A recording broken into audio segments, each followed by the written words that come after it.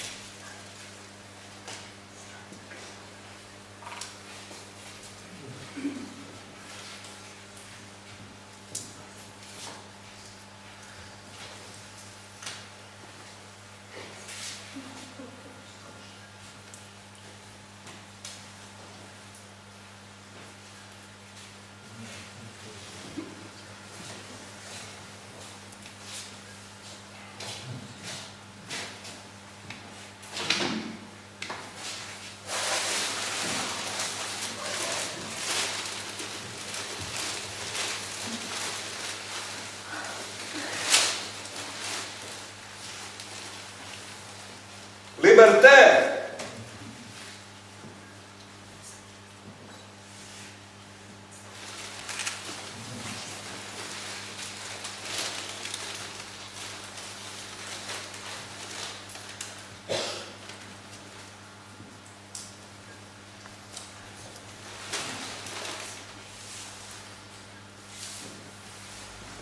Égalité!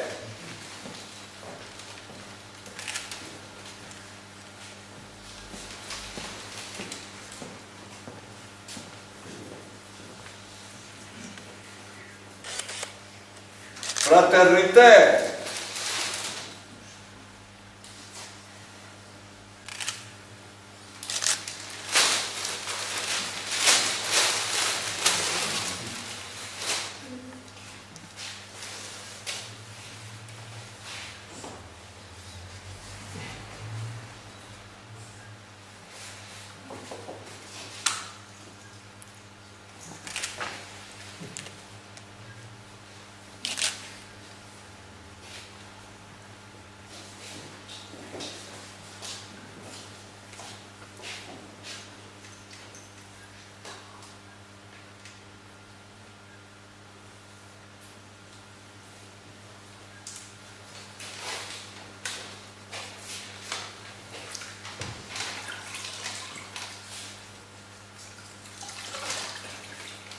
Posvećeno artistima.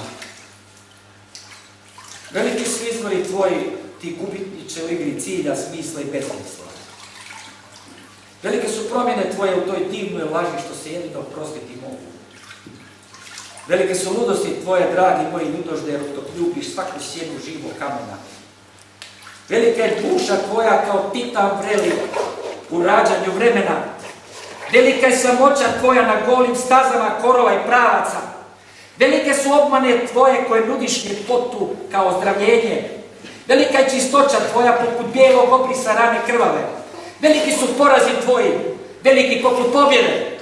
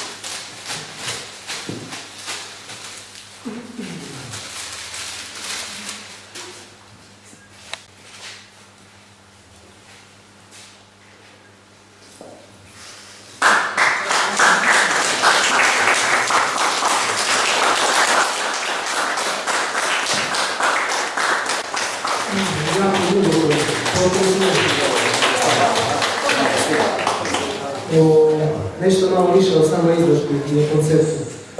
Naime, ova izložba je njena najveća prednost i veličina, to što je putujuća izložba jednog nomadskog karaktera, ja bih rekao čak ciganske provenijencije, sklona improvizaciji. Nikad se ne zna ko će na kraju biti dijelom priče, osim što je uvjet da autor bude sudionik, odnosno državljanin države čija zastava ima crveno, bijelo ili plavo. Do sad se izložba priredila u Slovačkoj ili Češkoj, ne baš tako malim, nezametnim gradovima, to su Bratislava i Ostrava, a ja sam kao jedan od autora obećao da ću izložbu dovesti u Hrvatsku. Evo, danas je to u Puli. Hvala Marinu Milotiću što je omogućio da ovako jedna zgodna izložba dobije svoju ediciju u Hrvatskoj. I mislim da se radi o jednoj slatkoj izložbi nepretencioznog karaktera. Naime, evidentno da to nije izložba velikih zvijezda. Radi se o ljudima, skromnim autorima čija karijera zapravo nije neka svjetskog nivoa, što je u principu onaj najbitniji faktor. Tu su sve ljudi koje sam osobno poznao, vrlo pristupačni, vrlo normalni, svi su svaki sa svojim tekućim životnim problemima, kao svako od nas. I svi su oni zapravo dijelom ove priče koja za cilj ima u principu okupiti normalne ljude. A to je ono danas, to je nešto što danas zapravo i fali Dugo sam razmišljao šta reći na ovom otvorenju, jer nekako sam emotivno sentimentalno vezan za ovu izložbu i nadam se da će na kraju možda neki autori iz zemalja poput Čilea ili Sjedinjenih Američkih Država biti sudionicima od njih, jer mislim da je red da se širimo i da napravimo neki jedan niz koji će ići malo dalje od Europe. Ono što me pogotovo dotaknulo gledajući ovaj performans, to je listanje dnevne štampe. Dakle, gladan čovjek jedva da ima za kruh, a kamoli za dnevnu štampu. Toliko je nužno čitati dnevnu štampu, jer u nedostatku vremena ne stižemo čitati knjige. Ono što sam ja listajući dnevne novine, nekakve kao što je Gloss, uspio pročitati intervju sa britanskim filozofom Alanom Botonom, koji se u principu dotiče pojma seksualnosti unutar umjetnosti i transmisijske umjetnosti, odnosno transmisijske funkcije umjetnosti danas, s obzirom da smo već početkom 21. stoljeća definirali da je umjetnost u plinovitom stanju, zapravo ništa ne pokreće, eventualno može postaviti nekakva pitanja. Umjetnost u principu ne mijenja svijet. Ona eventualno može biti nekakav dodatni segment koji uljepšava ili nagrđuje prostor.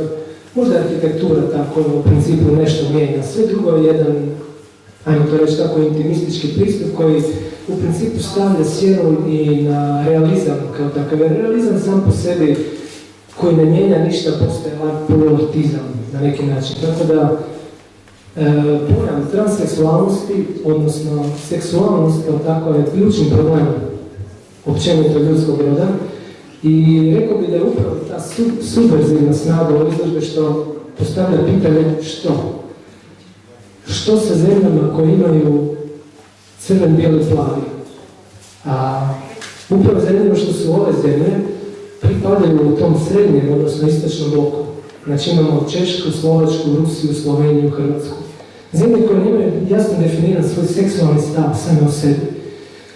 Politika kao takva i gospodarstvo nije najveći problem. Problem ovih država i ovih zemalja u principu seksualnost. Ja bih to tako rekao. Jer živimo u društvima koja nema jasan stav definiran o tome kako žele biti u seksualnom smislu. Zapadne države, zapadne zemlje su to odavno riješile. Upravo to mi piše u tom. Živimo u zemlji u kojoj patrijarhat zapravo krinka za jednu homoseksualnost i pedofiliju. I svi smo u principu žrtve nečeg što sami sebe ne želimo priznati. Zato ova izložba ima utoliko veću snagu što okuplja države, rekao sam, srednjeg i istočnog bloka.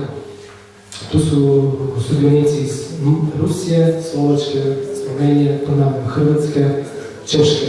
Države koje su u principu još u tranzicijskim, ili su tek nedavno prošli u tranzicijsku fazu i ušli su u nekakav zapadni žrtven zapadnjačkog sistema u kojem u principu, ajmo to tako reći, homoseksualizam normalna stvar. Mi još to nismo osvijestili. I možda u principu sve naših problema će biti baš tada kada budemo priznali sami sebi da je ovaj režim i svjetski poredak temeljen na tim stavkama. Komunizam kao i nacizam u Njemačkoj, a i na kraju krajeva i kršćanstvo i u principu su bile gej komune koje su u principu pomicali svijet. Ne zagovaram to, ne pripadam tome, ali smatram da je ozbiljan problem o kojem moramo pričati. Molim vas, volim pozvati kolega Jelena Vazića i Jelena Barković, inače sudionike ove izložbe da vas pozdrave i da se jave. Molim vas, dođite, predstavite Jelenu.